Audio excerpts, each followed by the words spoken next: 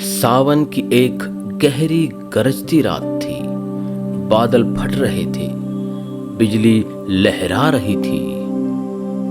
गांव के एक कोने में एक टूटी फूटी कुटिया में बैठा निखिल, आंखें लाल, चेहरे पर गुस्सा और मन में हजारों सवाल। क्यों होता है ऐसा मेरे साथ? क्यों हर बार मैं ही हारता हूं? व्यापार में भारी नुकसान, अपनों का विश्वासघात और समाज की उपेक्षा ने उसे अंदर से तोड़ दिया था। वो चाहता था भाग जाना इस जीवन से, इस दुख से। तभी एक धीमी दस्तक हुई। निखिल ने दरवाजा खोला। एक वृद्ध भिक्षु, भगवा वस्त्र, हाथ में कटोरा, भीगा चेहरा और आंखों में एक ऐसा मौन जिसमें तूफान भी शरण ले सके। क्या मैं एक रात यहाँ रुक सकता हूँ पुत्र? निखिल ने हाँ में सिर हिलाया। भिक्षु आग के पास बैठे। कुछ देर बाद बोले, तुम्हारी आंखों में दुख है, पर यह तुम्हारा असली स्वरूप नहीं है। निखिल ने सब कुछ कह डाला, अपने दुख, असफलताएं और आत्मग्लानि। भिक्षु मुस्कुराए। बुद्ध ने एक मार्ग बताया है जिससे तुम्हारे जैसे हजारों बदले हैं। अगर चाहो तो कल मेरे साथ चलो। निखिल चुप रहा, पर भीतर कुछ हिला। अगली सुबह निखिल ने पहला निर्णय लिया, भागने का नहीं, समझने का। वह भिक्षु के साथ विहार पहुंचा। शांति, अनुशासन और ध्यान से भरा एक स्थान। वहां दीवार पर लिखा था, मन ही सबका मूल है, जैसा मन वैसा जीवन। निखिल ने पहली बार बुद्ध की वाणी सुनी। जीवन दुखमय है, पर दुख का कारण है तृष्णा, और तृष्णा से मुक्ति संभव है अष्टांगिक मार्ग से। उस रात निखिल ने पहली बार बिना आंसू के नींद ली। दिन बीतते गए। निखिल ध्यान करता, मौन रहता, सेवा करता। उसके भीतर की अशांति शांति में बदलने लगी। वह अब उत्तर नहीं ढूंढता था, बल्कि प्रश्नों को धीरे धीरे स्वीकार करना सीख गया था। एक दिन गुरु ने कहा, अब समय है कि तुम लौटो, वही जीवन पर नए दृष्टिकोण के साथ। निखिल भयभीत हुआ, मैं फिर वही गलती कर बैठा तो?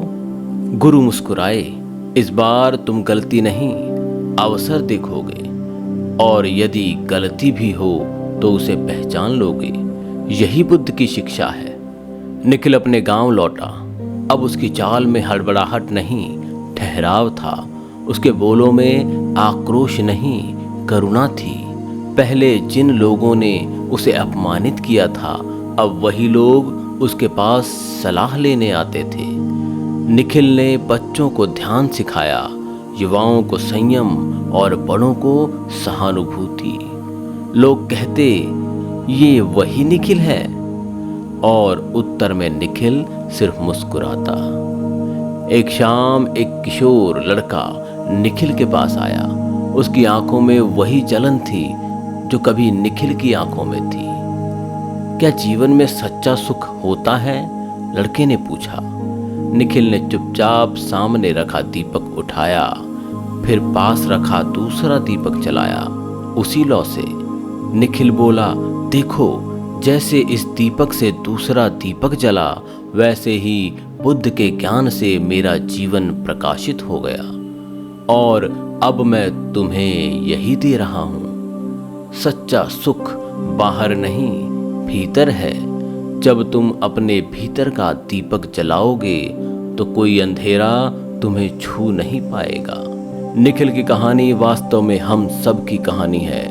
हम सब जीवन में कभी न कभी हारते हैं, टूटते हैं और अंधेरे में भटकते हैं। पर यदि हम एक क्षण ठहर जाएं और बुद्ध के वचनों को अपने मन में उतरने दें, तो वही मन जो कभी दुख का कारण था, मोक्ष का माध्यम बन सकता है।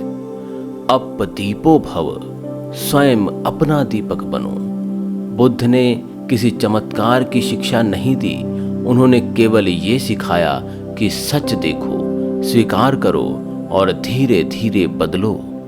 क्योंकि परिवर्तन बाहर नहीं, भीतर से शुरू होता है। दोस्तों, यदि ये कहानी आपको अच्छी लगी हो तो इसे लाइक करें, अधिक से अधिक शेयर करें और इस चैनल को सब्सक्राइब करना ना भूलें। जीवन व जगत से जुड़े हुए आपके मन में उठने वाले प्रश्नों के यदि उत्तर आप जानना चाहते हैं तो कृपया कमेंट के माध्यम से हमें सूचित करें। आपके सभी प्रश्नों के उत्तर अवश्य दिए जाएंगे। धन्यवाद।